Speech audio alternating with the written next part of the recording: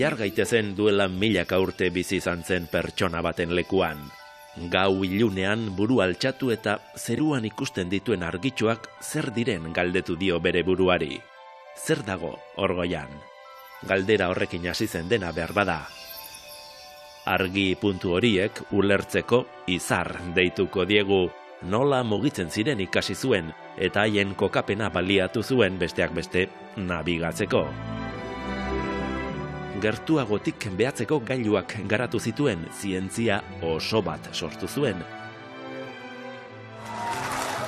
Aurrerapenak bata bestearen atzetik etorri ziren, eta hala, teknologia, buru altxatu eta gora begiratu zuen ark uste baino urrutiago heldu da.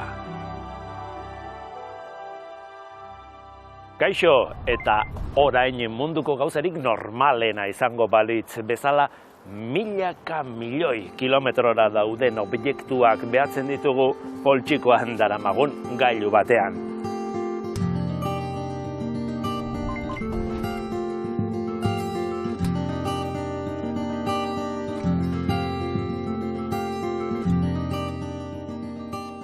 Harrigarria, baietz, espazioaz eta espazioko teknologia zaritu behar dugu gaur. Izan ere gure buruari galderak egiten segitzen dugu, galdera berriak. Eta erantzunen bila ari gara, orgoian.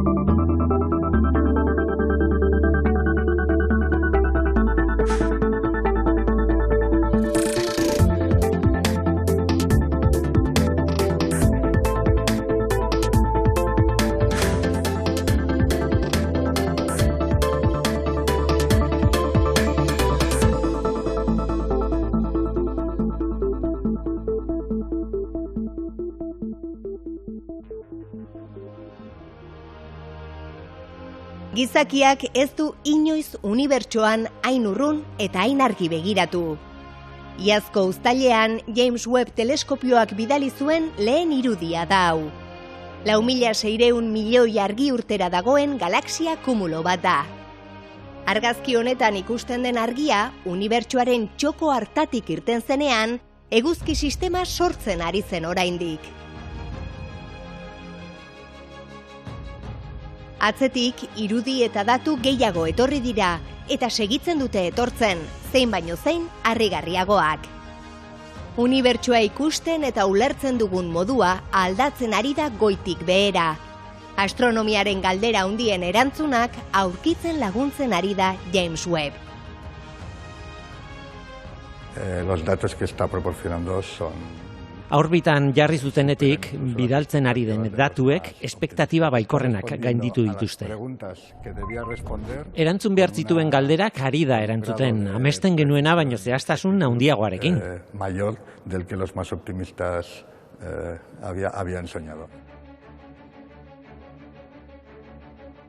1989an proiektua hasi zenean, gutxik imaginatuko zuten halako emaitza. 32 urte eta 10.000 milioi dolar kostatu da, baina inoiz eraiki den teleskopiorik aurreratuena unibertsoaz genuen ezagutza iraultzen ari da. Hona hemen irudien zehaztasunaren adibide bat. Ezkerrean, hasieran erakutsi dizuegun galaxia kumuloaren argazkia James Webben begiek jaso zuten moduan. Eta eskuinean, orain arte genuena, Hubble teleskopioak erakutsi ziguna alegia. Irudi ezarago, galaxia berriak aurkitzen ari da, izarrak non eta nola sortzen diren argitzen, Lurretik 100 argi urtera dauden exoplaneten atmosferak nolakoak diren ari da erakusten. Han bizia posible litzakeen jakiteko balio dezake adibidez. Eta hau, hasiera baino ez da. Hace poco también ha detectado un planeta que tiene el mismo tamaño que la Tierra. Duela gutxi lurraren tamainako planeta bat detektatu du izar baten orbitan. Hain da sentikorra argi infragorrian, atmosfera karakterizatzeko gai dela. Ikusten du atmosfera duen ala ez, atmosfera mota. James Webbekin gauza asko egin daitezke eta datozen urtetan informazio isuria etengabekoa izango da. Eta irrikitan gaude.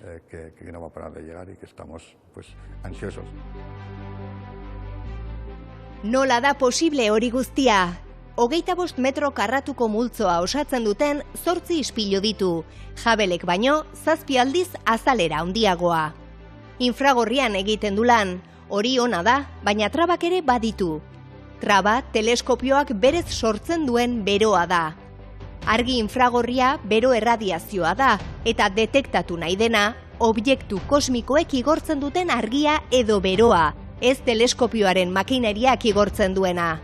Hortaz, sentsoreek ongi funtzionatu dezaten, oztu egin behar dira, asko. 0,266 gradu Celsius, unibertsoko tokirik hotzena ia. Baina infragorrian lan egitea, ona ere bada, esan bezala, oso ona. Objektuak hobeto ikusten dira espazioan uin luzera horretan. Argi infragorriak hautsa eta gasa zeharkatzen ditu. Eta hala, nebulosa baten edo hodei protoplanetario baten barruan dagoena ikusteko gai da web. Orain arte ezkutuan egon den unibertsoa begi bistan jarri digu hortaz.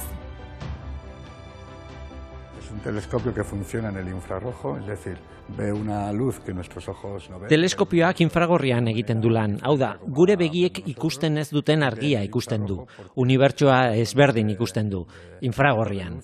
Argi mota horretan dago unibertsoari buruz behar genuen informazioa.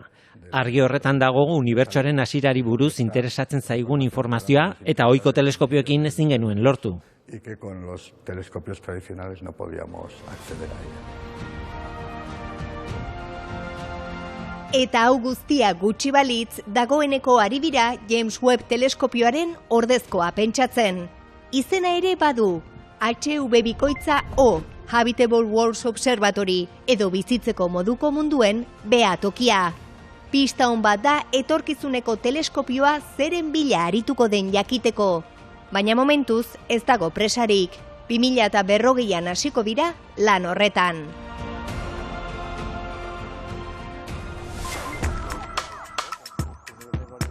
Eneko Aspe Barakaldarrak espaziotik gertu pasatzen du bere bizitzaren zati handi bat, alde batetik bere lanbideagatik. Euskal Herriko Unibertsitatean fisika ikasi zuen, eta Oxford, Cambridge edo Harvarden ibili ondoren, NASAren zientzia kolaboratzailea da hainbat proiektutan. Besteak beste, iraupen luzeko bidaia espazialek giza gorputzean duten eragina ikertu du.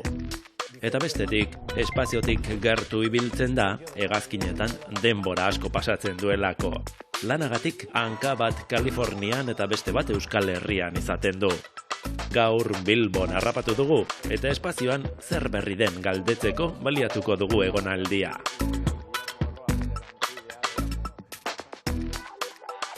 Zertan zabiltza orain Eneko? Ni ibili nintzen NASAn 2018tik 2021 garren urtera ikertzen Artemis misioan. Artemis misioaren lehenengo fasea da ilargira joatea, urrengo fasea izango litzateke Martera joatea, 40ko hamarkadan, eta joan etorria 3 urte dira. Eta horren beste denbora egotea zero gravitatean, astronauten osasunean eraldoia du, esate baterako burmuinean, argi gitxi daukatelako, bihotzean, adibidez, era desberdin batean bonbatzen duelako odola, hainbat organoetan, eta besteak beste, ezurretan ere bai. NASAk behar zuena zen jakitea zenbat ezur galduko duten astronautek olako hiru urteko bidaia. Marterako bidaia. Eta egin nuena izan zen talde handi batekin modelo matematiko prediktibo bat. Aurrezan dezakegu, gainera oso era zehatz batean, zenbat hezur galduko duen astronauta honek. Azkar esaten da, baina NASAn lan egitea ikaragarrizko lorpena da, ez da? Lehen bertan egon nintzen, Kaliforniako Ames Research Centeren, eta orain, 2021 garren urtetik aurrera, beste proiektu bat finantziatu du NASAk, eta ni sartuta nago, zer ikertuko duzu? Zientzia kolaboratzaile bezala, bertan aldatu dugu guztiz gaia, orain da miselioa da. Perretxiko zalean ez dira, eta ezagutzen ditut, pixka bat. Bi zati ditu onjoak ikusten dugun eta ikusten ez duguna. Karpoforoa esaten zaio goikoari, ez fruituari. Hori da, fruitua ez dena, fibra horiek, sare hori.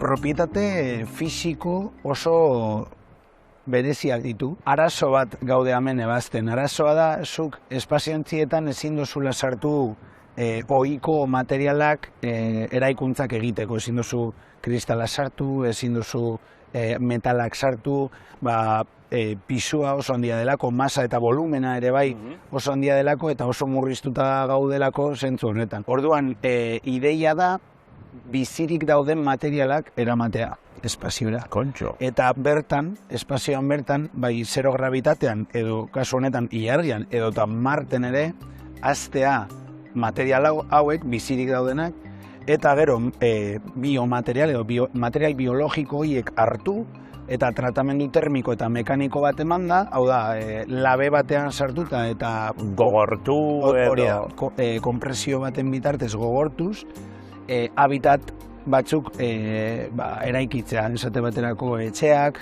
laborategiak, eta ez bakarrik egiturak eraikuntzetarako, baizik eta eraikuntza barruan doazen materialetarako ere bai, esate baterako aulkiak, mahaiak, eta kasu honetan ere bai, oso gauza berezi bat egiten ari gara, platerrak, edalontziak eta abar. Ze interesgarria, non hasi daiteken esplorazio espaziala. Bai. Espazioaren esplorazioa perretxikoetan. Bai, eta gainera haratago joan gara, eta orduan ditugu beste bi kolaboratzaileak proiektu honetan, bat da Azurmendi, jatetxea, Erneko Atxa, eta berarekin testeatuko ditugu, frogatuko ditugu, bertan sortutako materiala, esate baterako platerrak, mahaiak, eta abar. NASAren ideia da, bertan sortzen ditugun materialak espaziorako diseinatuta daudenak, gero ere bai, hemen erabiltzea. Proiektuen honen beste hanka bada, miselio hauek erabiltzeko ere bai, astronauten jaki bezala. Noski, patxikoak dira. Hori da. Azkenan, jateko modukoak. Kasu honetan ere bai, ikertzen ari gara estremofiloekin, oso baldintza ekstremoetan hazten diren espezieekin, eta proteina kantitatea oso altua da. Kasu batzuetan, 140, miselioen 140 proteina izan daiteke. Orduan, hanka honetan, Basque Culinary Centerekin kolaboratzen ari gara, ikusteko zeintzuk hazten diren oso harin, zeintzuk ematen duten proteina kantitatea altuenak, eta zeintzuk diren honak, tamales batzuk... Jateko modukoak. Bai, tamales batzuk oso harin hazten dira, eta proteina kantitatea egokia da, baina zaporea ez da bat ere ona.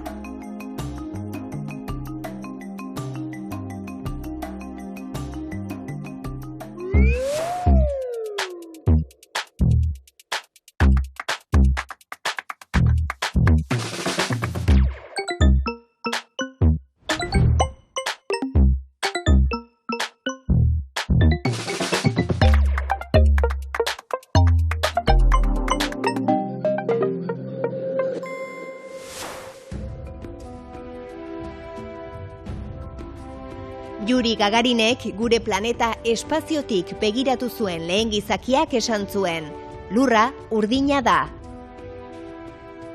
6 hamarkada geroago, begi askok begiratzen diote Lurrari kanpotik, eta gehienak ez dira gizakiak. Munduko espazio agentziek orbitan jarritako sateliteek planeta urdinean gertatzen dena behatzen dute segundu oro. Oso garrantzitsua da planetaren osasuna zein den jakitea. Hau da, zer gertatzen ari den klima aldaketarekin, zer gertatzen ari den lurren erabilera aldaketekin, zer gertatzen ari den poloetako izotz geruzarekin, zer gertatzen ari den itsasoarekin, munduan gertatzen ari denaren ikuspegi orokorra izateko modurik onena, kanpotik ikustea da. Europako Batasunak Lurra behatzeko Kopernikus izeneko programa du. Sentinel misioen bidez jasotzen ditu datuak. Sentinel bakoitza 2 edo 3 satelitez osatutako konstelazio bat da, eta teknologia aurreratua darama planetaren alderdi jakin bati buruzko datuak biltzeko. Radar tresnek edo espektro anitzekoek Lurrean, ozeanoetan edo atmosferan gertatzen den edozein aldaketa monitorizatzeko aukera ematen dute. Desde los Sentinel-1 hasta los Sentinel-6, pues han pasado un montón de años. Sentinel batetik Sentinel 6ra urte mordoa igaro dira. Misioak gainjartzen ari dira, eta helburua askotarikoa da. Ozeanoen mailak nola fluktuatzen duen, izotz geruzaren maila nola aldatzen den, lurzoruaren nekazaritza erabilera nola aldatzen den, ematen du planetaren egoeraren ikuspegi orokorra. Eta gizakiok planeta honetako prozesu naturaletan nola eragiten dugun. Los humanos estamos interfiriendo en los procesos naturales de este planeta.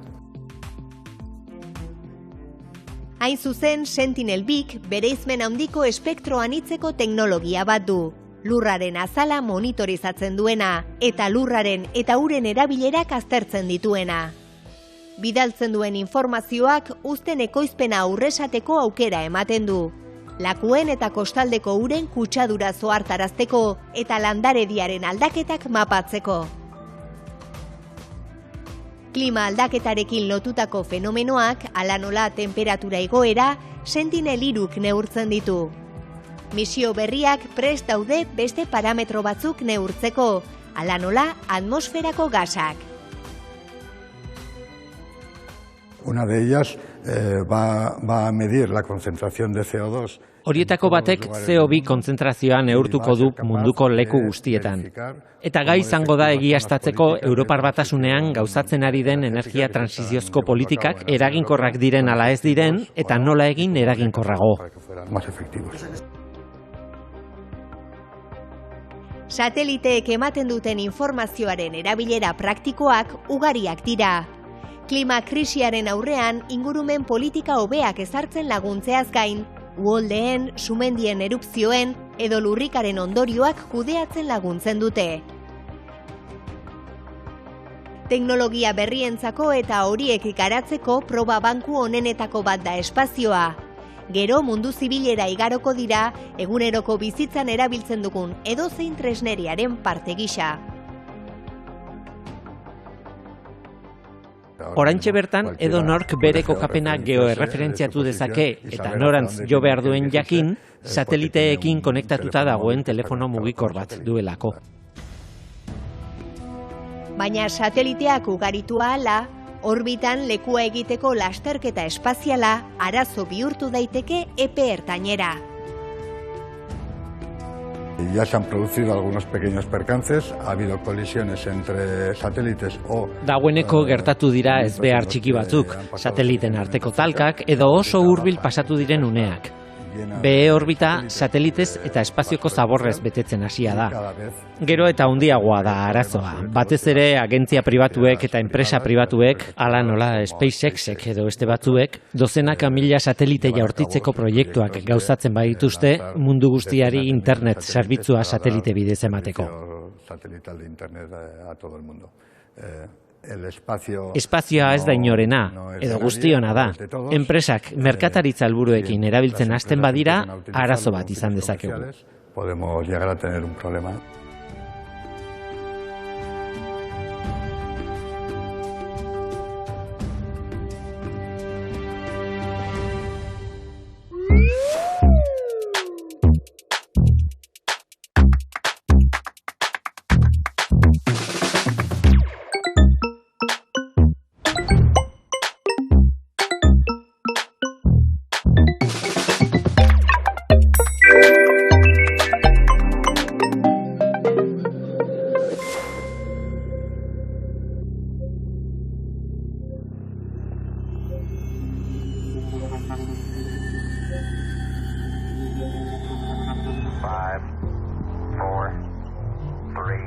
Joan den udan, Satlantis euskal enpresak lurretik 500 kilometroko altuerako orbitan jarri zuen urdaneta satelitea. 2 metroko bereizmenarekin lurraren behaketa lanak egiten ditu urdanetak, eta Satlantis konpainiako ordezkariek diotenez, eskaintzen dituen irudiek ez dute parekorik. Tenemos un satélite increíble. Gaur satelite sinestezina dugu, urdaneta. Eta ez dago beste sateliterik, lurraren inguruan biraka dabilen beste sateliterik, ahalmenean eta berizmenean kamera horri hurbiltzen zaionik. Que se le acerque en la capacidad y la resolución que tiene estas cámaras. Bizkaiko enpresa honetan lurra behatzeko kamerak eta satelite txikiak diseinatu eta egiten dituzte, argiaren hizkuntza ulertzeko helburuarekin. Difrakzioaren mugatik gertu lan egiteko diseinatutako optikek, bereizmen eta kalitate handiko irudiak hartzen dituzte argiaren uhin luzera ezberdinetan, berdea, gorria eta urdina. Behaketa horien aplikazioak hainbat izan daitezke, hala nola atmosferaren eta itsasoen kutsadura mailaren zaintza, sute arriskuen kontrola, uzten osasunaren azterketa, edota berotegi efektua eragiten duten gasen konzentrazioaren neurketa. Si una cosecha está enferma, vemos que dentro de Uzta gaxorik badago, ikusten dugu gorrien barruan oso tonu bereziak egon daitezkeela, marra oso estuak, uztaren arazo jakin bat dagoela edo gehiegizko ongarritzea dagoela adierazten dutena. Urdaneta sateliteak 15 kiloko pisua du. Pisu hori dute Satlantisen egiten dituzten satelite txikienek, baina handiagoekin ere lan egiten dute. 60 eta 150 kiloko sateliteekin, baina guztiak ere satelite txikien multzoan sartzen dira. Diseinatu ez ezik, Satlantisek Leioako kanpusean duen egoitzan, muntatu ere egiten dira sateliteak. Guk diseinatzen ditugu pieza guztiak, batzuk guk bertan fabrikatzen ditugu, beste batzuk ez gara kapaz eta hornitzaile ezberdinekin lan egiten dugu. Batez ere, eta esango nuke 90% batean Euskal Herriko hornitzaileak erabiltzen ditugula, eta gero muntaia osoa berton egiten dugu. Behin satelitea martxan dagoenen eta orbitan dagoenan, gu gara beraren arduradun, eta guk zaintzen dugu, guk gidatzen dugu, eta guk aztertzen ditugu honek batzen dituen datu guztiak. Sateliteek 27.000 kilometro orduko abiaduran egunean 15 buelta ematen dizkiote lurrari, eta gai dira oso eremu zabalean zerbitzu emateko. Ingurumen alorreko arazo ezberdinak behatzeko, bai basoetan, bai gure itsasoetan, bai gure hirietan, eta gero enpresa pribatuek ere eskatzen digute beraien instalazioak ere begiratza edo adibidez, sartzen bagara oil and gas munduan, biadukto guztiak eta instalazio guztiak behatzeko aukera dugu mundu guztian zehar. Gero eta bereizmen handiagoa izango duten sateliteak jaurtitzeko helburuarekin lan egiten dute.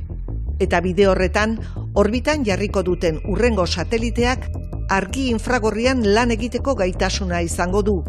Eta haren ondotik jaurtiko direnei, polarimetria gehituko diete.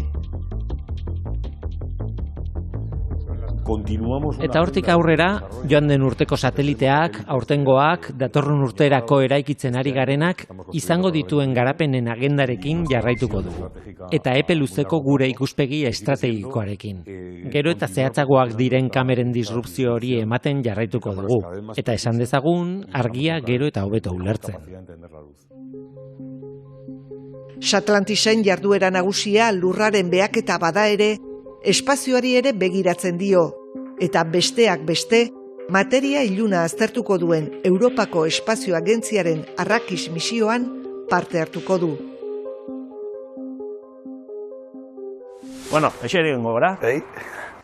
Bueno, orain asarretu egingo zara behar bada egingo dizudan galderarekin.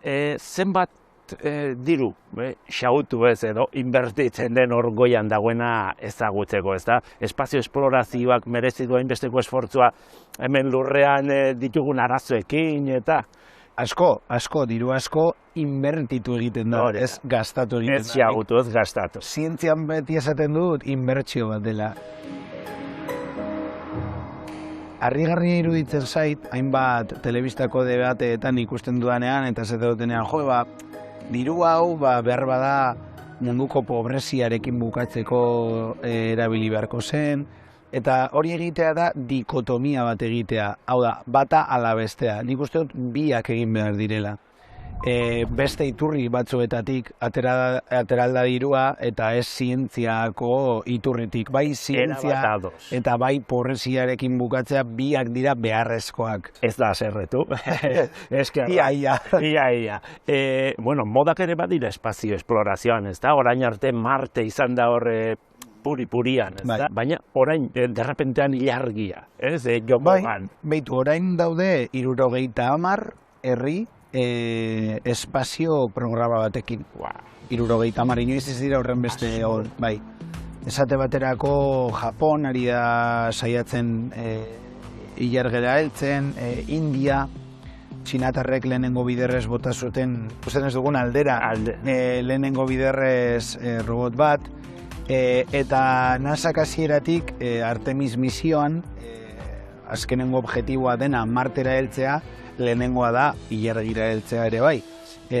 Ideia da bertara bidaltzea nolabaiteko base bat eta bertarteko eskala egitea. Hori da, eskala egitea, logikoki asko zenrazagoa izango litzatekelako ilargitik edo ilargiaren orbitik joatea Martera eta ez amentik zuzenean.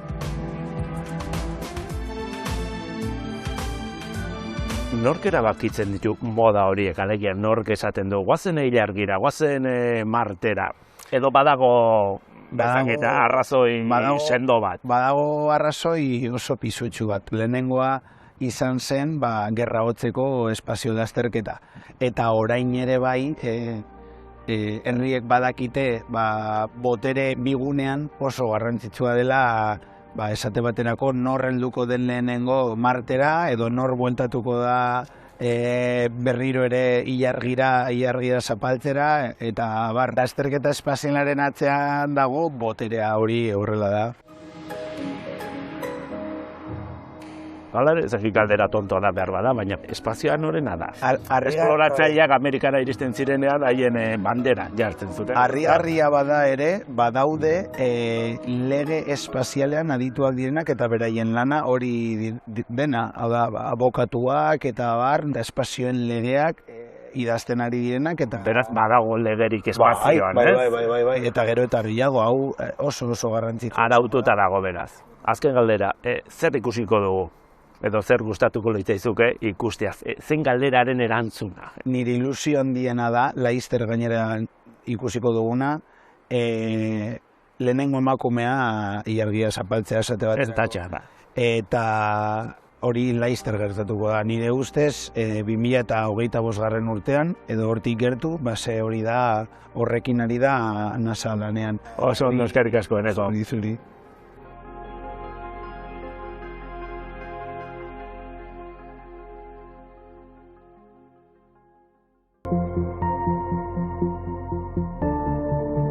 Urrats garrantzitsua izango litzateke emakume bat izatea ilargia zapaltzen duen hurrengoa, baina hala ere, espazioko ikerketak asko du egiteko oraindik genero berdintasunaren arloan zein beste batzuetan. Esate baterako, polemika piztu zen James Webb espazio teleskopioaren izenaren inguruan. Izan ere, James Webb Apollo programa bultzatu zuen NASAko arduraduna izan zen, eta portaera homofoboak izan omen zituen. Salaketek ez dute aurrera egin, baina proposamen polit bat egonda, teleskopioaren siglak mantenduz izena aldatzeko. Just Wonderful Space Telescope, hau da, teleskopio espazial zoragarria besterik ez. Eta bidaltzen dizkigun irudi zoragarriekin bagoaz datorren asterarte, agur!